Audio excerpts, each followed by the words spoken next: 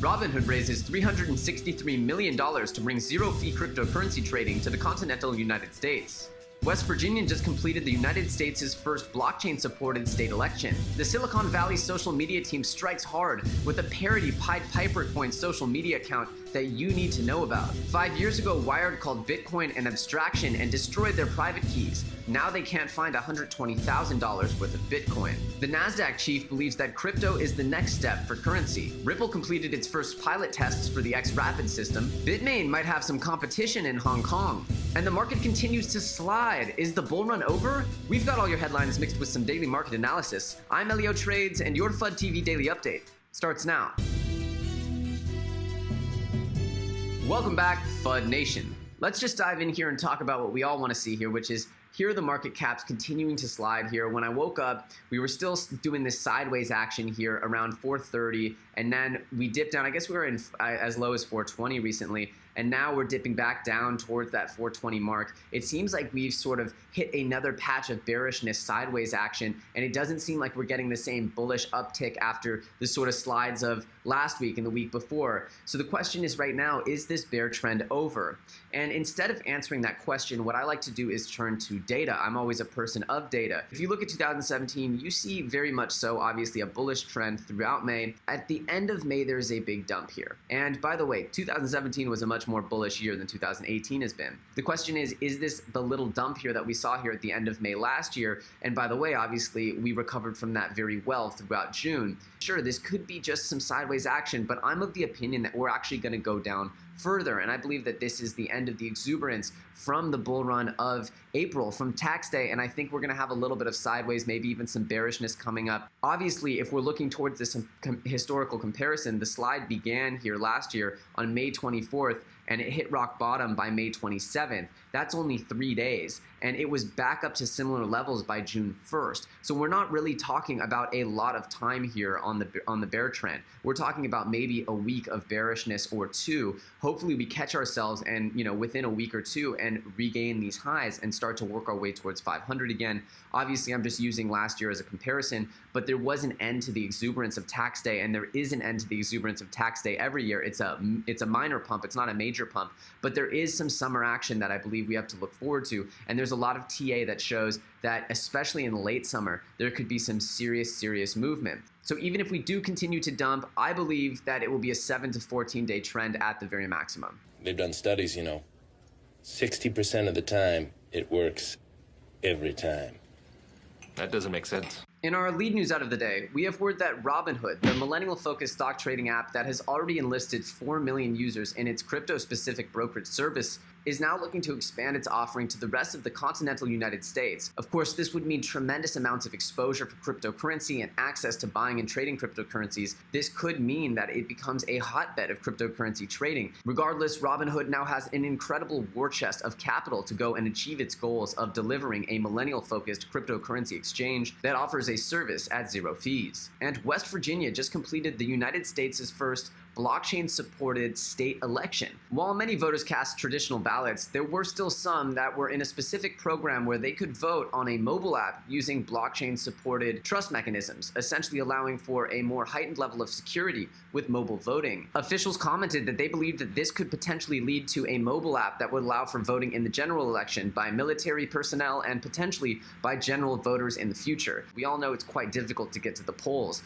and there's so many people who don't vote in elections. So imagine it was as easy as opening your phone, verifying your ID, and casting your ballot. That's kind of the way it should be. It's almost crazy that it's not that way. So hopefully this is the beginning of a step towards logical electoral processes. I think this is great. And HBO, whoever is in charge of this social media campaign right here, you need to double whatever they're getting paid, triple it. I don't care. You're not paying them nearly enough for what they're delivering with PiedPiperCoin. PiedPiperCoin at PiedPiperCoin is just going wild right now on Twitter, trolling everybody. Hey, we're looking to list our coin, but Coinbase won't get back to us. Hurt at Ripple is having the same problem. Any advice, Brian Armstrong? Then they went at John McAfee. They said, hey, we sent you 100,000 of PiedPiper coins like you asked. When are you going to promote our coin? That's worth at least $7 grand. We had a deal, John. Obviously, that's not John's price. Then they pointed the troll cannon at Tron, saying, one of the oldest and most reputable cryptocurrencies has reached out to us for a partnership. Thank God, this will pump our bags. We make better announcements of announcements than Justin Sun. Then they announced a partnership with BitConnect. And then they said Roger Ver keeps trying to buy their account in Bcash. I guess at this point, their joke started to catch on, so Charlie Lee followed them. And they said, wow, honored to be followed by the creator of Litecoin, Satoshi Light. Hey, Charlie, we heard you have the ability to know when to sell at the top of a coin. When do you think we should dump our PiedPiperCoin pre-mine? Anyway, a couple months ago, if you guys aren't familiar with the story, Charlie Lee actually stepped away from Litecoin. Well, he said that he wanted to be seen as objective when he pumped Litecoin and that it wasn't that he was just pumping his own coins. So he sold all of his coins as a means by which to show that he was being objective, even though he's since talked a lot about stepping away from the project in general. The reality is that he sold literally when Litecoin was more valuable than it had ever been in its history, and it's never been that expensive since. Anyway, that is why this is an absolutely brilliant troll. Charlie Lee says, add me as an advisor and I'll tell you in secret. And so they added him as an advisor. Then, of course, they recruited the ultimate credibility builder, Superman. And I guess they even added it on Trezor. And then they came back at Tron saying they need a white paper.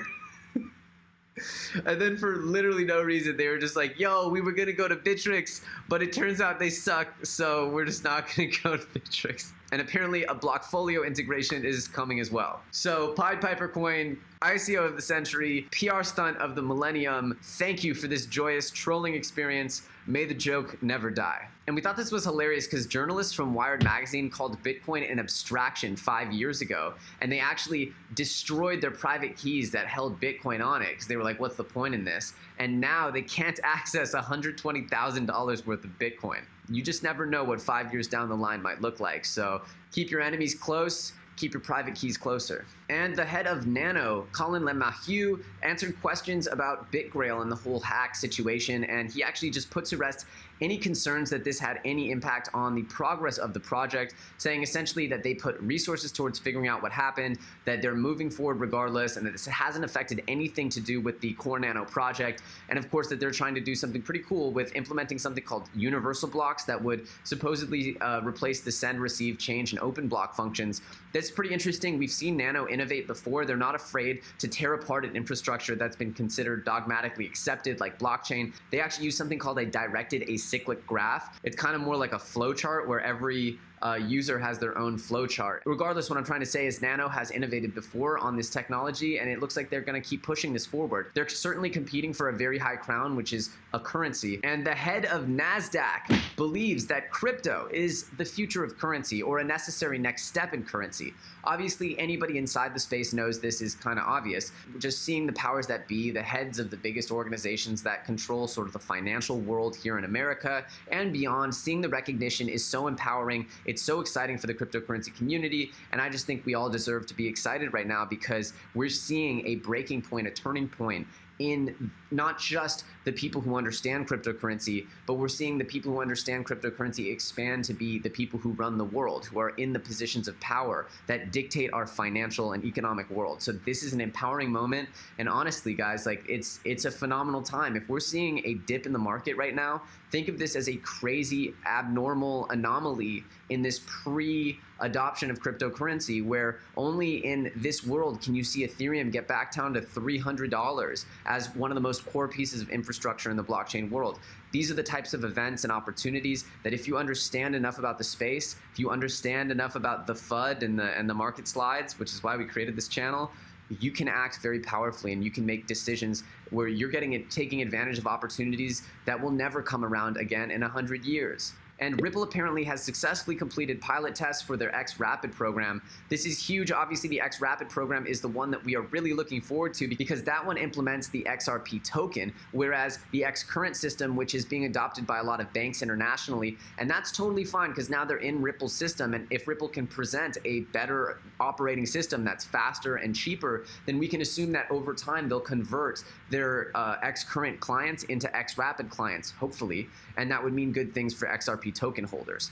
this is what's going to create the demand for the XRP token, the XRapid system. So this is very good to see. Obviously, they'll be leveraging in other ways, but the XRapid system is the main way that they're going to be leveraging, and that we're hoping that the XRP token is going to start traveling like crazy between, Western unions and banks and all that stuff. So for payments in the critical remittance corridor between US and Mexico, financial institutions using XRapid saw a savings of 40 to 70% compared to what they normally pay for foreign exchange brokers. An average XRapid payment took just over 2 minutes compared to today's average of 2 or 3 days when sending cross-border payments. 2 minutes to 2 or 3 days, 40 to 70%. You don't have to be a rocket scientist to see that this is a better deal, and better tech, better products always win. Kanon Creative is raising $1 billion to directly compete with Bitmain. Right now, Bitmain enjoys far too much of a monopoly in too many regards. It's not good for cryptocurrency, it's not good for the community, and it's not good for the future of this industry. So more competition around mining is going to be good for everyone. And they're actually doing it through an IPO, not an ICO, on the Hong Kong Stock Exchange. This is pretty interesting because now you're seeing the fusion between cryptocurrency projects being fueled by public offerings, traditional sort of distributions of equity, and it just seems like we're in this transitional phase between it being this sort of outcast technology and it's now being accepted as the future of infrastructure. And of course, we're going to pick the winners of the giveaway. So we have one winner, JD Kiger. JD Kiger, we're going to be hitting you in the DM. And picking our second winner for the FUD Nation shirt, the brand new, hot off the press FUD Nation merchandise. Oh no, I clicked on an ad. Second winner is Time Hawkins. Thank you guys so much for supporting the channel. We've got a ton more exciting stuff coming up for you and tons more content. Obviously, tell us what you want us to cover. Let us know in the comments below. We're very curious as to what types of content you're most interested in seeing. We've got some stuff planned, but we're very interested to know what you guys think. Obviously, if you're new around here, my name's Elio Trades, and we do cryptocurrency videos each and every day on this channel. So hit that subscribe button, and don't be afraid to hit that bell notification, even if you're already subscribed, because that's how you really know when we're putting out our new content. It's been such a pleasure, guys, and I'll see you very soon on the next episode of FUD TV.